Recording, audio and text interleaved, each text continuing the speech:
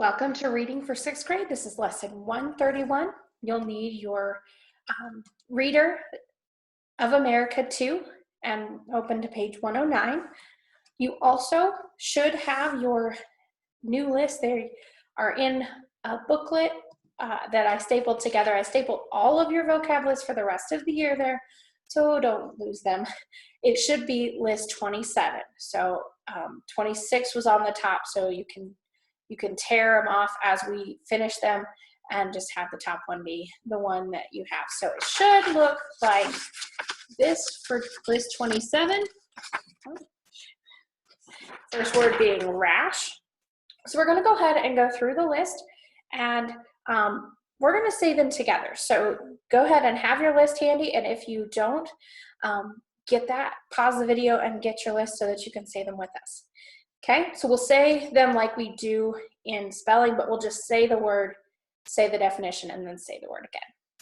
Rash, bold and hasty, rash.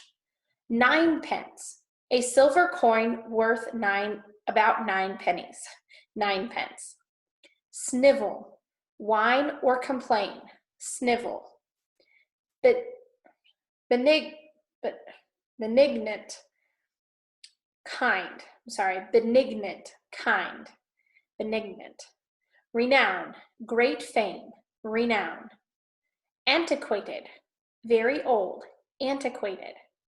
Naturalized, admitted to citizenship, naturalized. Comprised, included, comprised. Maw, the mouth of a stream, maw. Resplendent, brilliant, resplendent. Okay, so when this video is done, I want you to go ahead and copy that list 2 times, words and definitions that help you to memorize that. And then you can look at your book at page 109. And the art of friendship is this first part that we're going to read. Making friends can often be challenging and even scary. This selection gives practical advice on how to make and keep good friends. Okay, I'm going to read a little bit of this story for you, and then we're going to look at the other stories that you're going to read and let you finish the reading on your own. The Art of Friendship by Wilford A. Peterson. The first step in the art of friendship is to be a friend. Then making friends takes care of itself.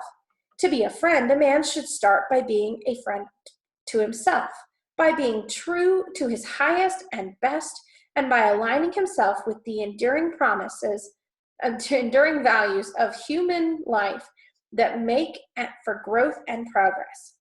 To be a friend, a man should strive to be like the shadow of a great rock in a weary land, to be a source of refuge and strength to those who walk in darkness. To be a friend, a man should strive to lift people up, not cast them down, to encourage, not discourage, to set an example that will be an inspiration to others.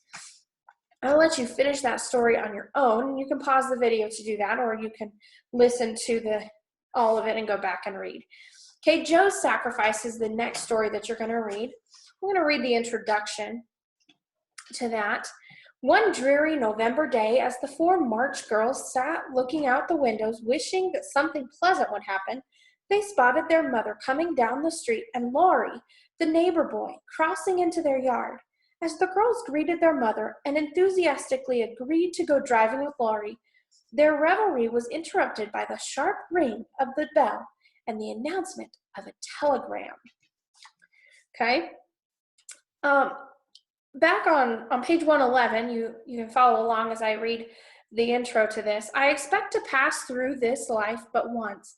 If there is any kindness or any good thing I can do, let me do it now. I shall pass this way but once. Joe's Sacrifices by Louisa May Alcott. Louisa May Alcott wrote Little Women, one of America's best-loved stories. The book was so popular that readers wanted to hear more about Meg, Jo, Beth, and Amy March, the 4 Little Women, who were really Louisa May and her sisters. She soon wrote Little Men, Jo's Boys, 8 Cousins, and other stories. This story is from Little Women. Louisa May Alcott lived from 1832 to 1888 and lived most of her life around Boston. And the beginning of the story, Mrs. March, your husband is very ill.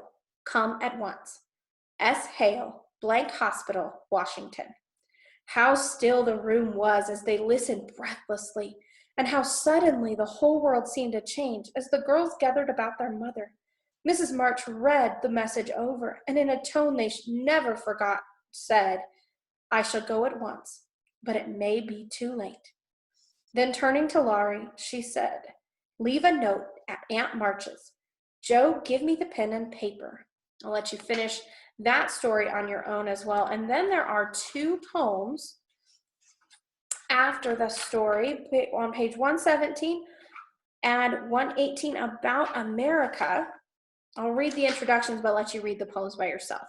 This poem, for our history, this poem and the stories that follow in this unit are about pioneers, patriots, immigrants, and other characters who have contributed to our country and who have called America home. And then America for Me, Henry Van Dyke wrote this poem about his homeland just before returning to the United States after serving nearly 4 years as a diplomat in Luxembourg and the Netherlands. All right, so go ahead and read until you reach 118, and then we will see you next time.